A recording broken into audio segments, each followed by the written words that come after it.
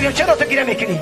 گفت کسی مرا با کار نمیبره، کودکام گرسنه است، از گرسنگی خوابشون نمیبره، چیکار کنم؟ ای پگه گفت زنک جان تو برا کار، یگو کار بیو. گفت میلش مردک جان زیق نشه، پگه من میرم.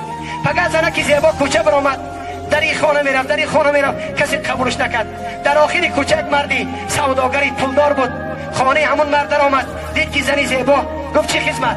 گفت که کودکام گرسنه است، از گرسنگی شب خوابشون نبرده است، یگان چی بودی؟ من رفته کودکا را بودم. گفت بسیار خوب، تو دختری زیبا بودی، زنی زیبا بودی، بیا قدیم زینا بکن، هر چیزی که در کار باشه ما برای تو میتونم.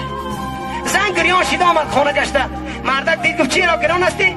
گفت که مرا با سوی زینا دعوت میکنه، من از خدا میترسم، من نمیدونم چیکار کنم. فقط با زنک شب فرزنداش دید که از گرسنگی خواب نیستن، کودکاش گریه میکنه، دخترچاش گریه میکنه.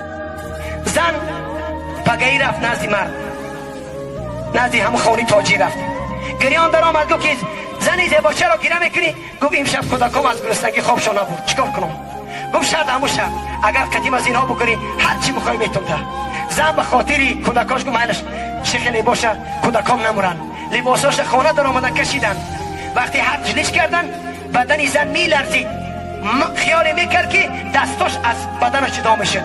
مرد نظر کرد گفت که زنی زیبا چرا تیخه میلرزی؟ گفت که از خدا میترسم، خدا ما را میبیند، از خدا شرم میدارم.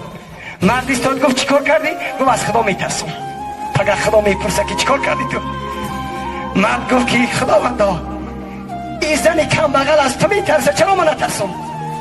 مرا اینقدر زن دادی، اینقدر پول و مال دادی، چرا من نترسم هستم؟ گفت مادر جانی با ستا پوش، من در خدمتی تو هستم.